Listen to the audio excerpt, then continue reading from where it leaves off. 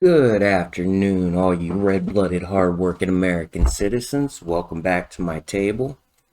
I laid out a couple different situations of me being involved with police.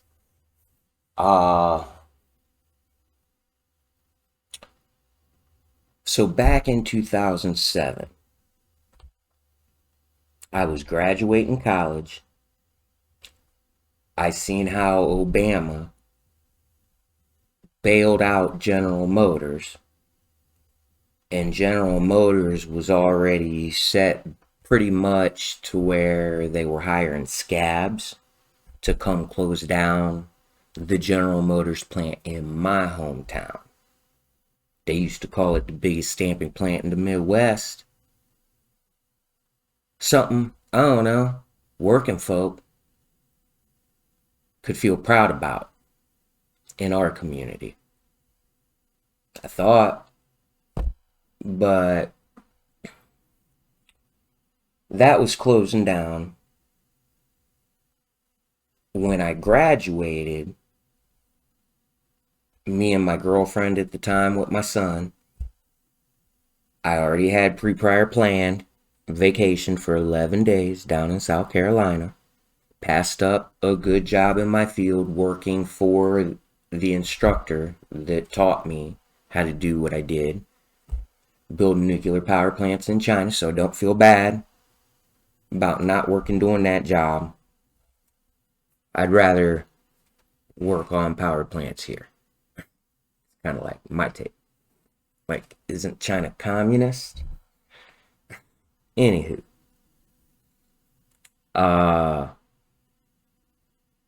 So, took that vacation, came back thinking how I could come up with a 5-year plan so I could live on Hilton Head Island. It's beautiful. It's paradise. So then me and my girlfriend at that time, we broke up, working waiting tables at O'Charlie's, raising my son, ended up getting a job working for a place called Commercial Cutting. That's how I kind of sort of heard about creep shit when it comes to Victoria's Secrets, the limited brand, Jeffrey Epstein, and where he got his money from, right? I started getting a grasp of that thing back in 2007ish. So, since we had this computer thing, Craigslist, before it got creepy, used to be a good place to go to, so I set up a personals ad down in Hilton Head Island. Just why not start talking to folks that are down there, right? I ended up coming across what ended up being my fiancé. She used to work for what's called the U.S. State Department, which is the second place our president gets his intelligence. And she was stationed at the time over in Kosovo. So she was kind of like ending her 2-year contract, is how they did it. If I'm not mistaken, she was making $120,000 a year. For the first year, it was tax-free. But then Bush passed one of them bills that said that overseas workers have to start paying taxes now. So she came back with a debt. Come to find out. But we ended up talking on the computer box. I learned how to use this video thing. We used Yahoo, and then we dabbled into Skype when Skype come up, and it was amazing trying to learn how to have a conversation with somebody through this computer stuff back then, that far away, pretty much halfway around the world, you could say. uh there was like a 10-second delay time, and in 9 months we learned how to communicate, and it worked. It like totally wasn't a big headache, kind of like it seems like now for me. But I did that. We ended up talking about a lot of different things. I believe I knew her. So that was about like 9 months. And she took a vacation, 2 weeks. She spent a week here in Mansfield. And then we spent a week down in South Carolina where I met her family.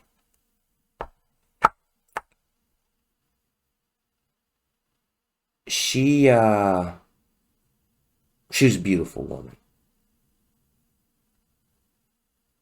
Has a good heart,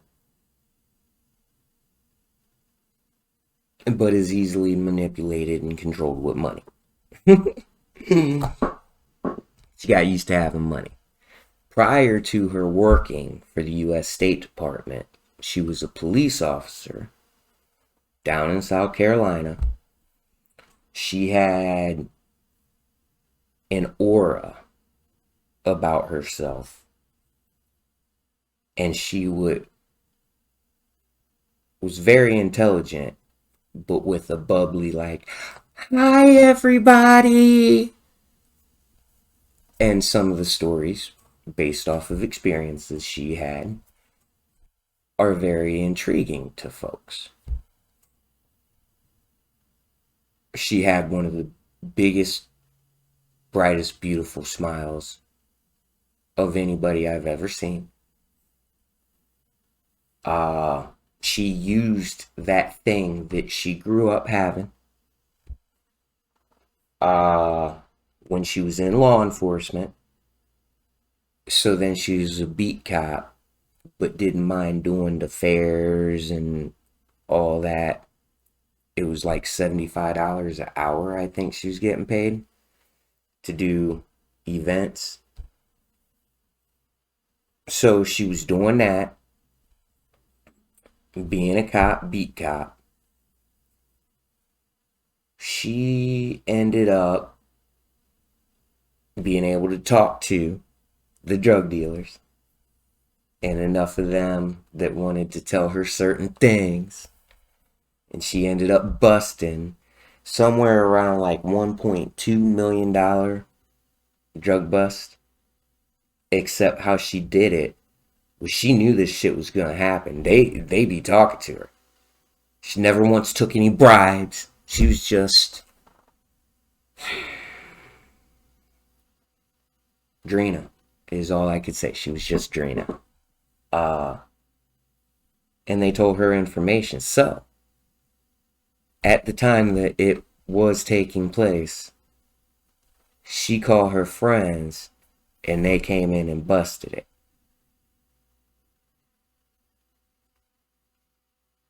And when the detectives come and they're like, "Great job, Mrs. Milford. Thank you so much. We got this from here. Go ahead, take the rest of the day off."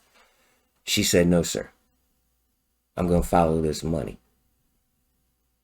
I'm going to follow it back to the station. Wait for it to get counted." And she very well got away with doing that. So then she worked on the drug task force for Charlotte, I think it was. And she ended up busting the guy in Mexico. So by then, when you do that in just a couple years, the U.S. State Department was wanting to recruit her. Anywho, she was down over in Kosovo. We met, physically seeing each other, like, okay, you want to come home, start a family? I have a pre-made family already. Let's do this. I was in love with this woman.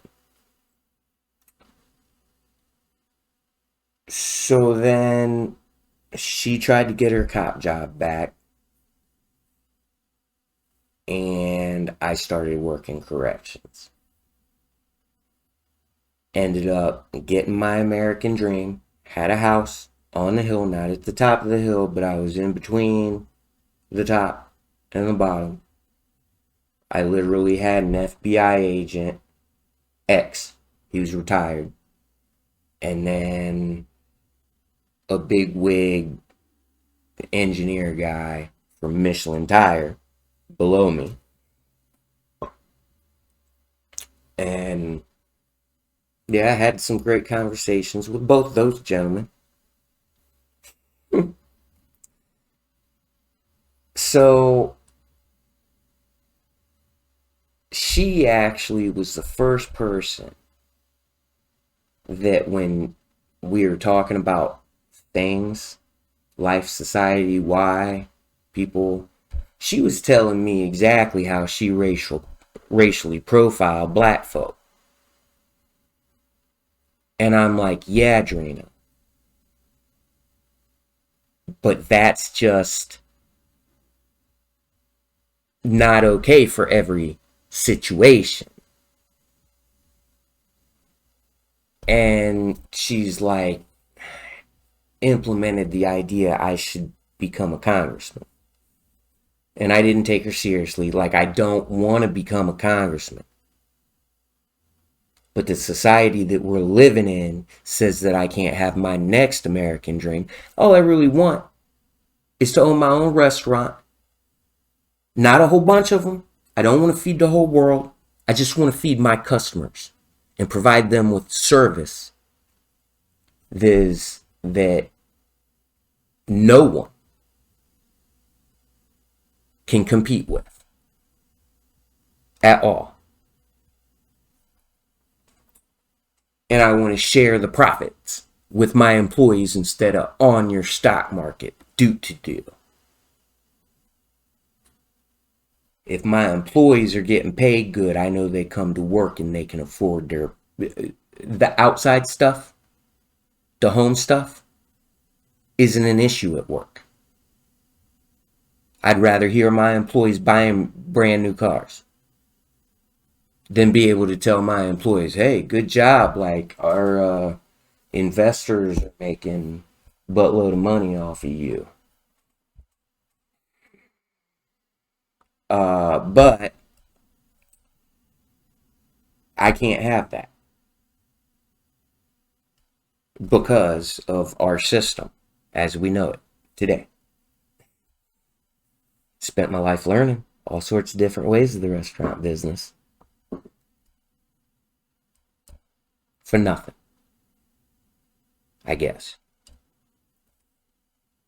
But yeah, she worked for the U.S. State Department.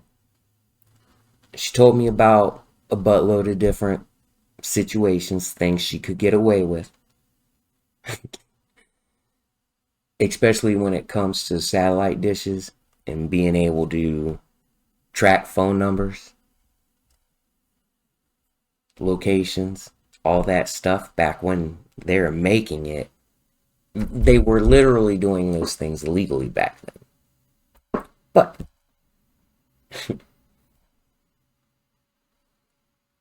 I was able to experience that. I was working corrections.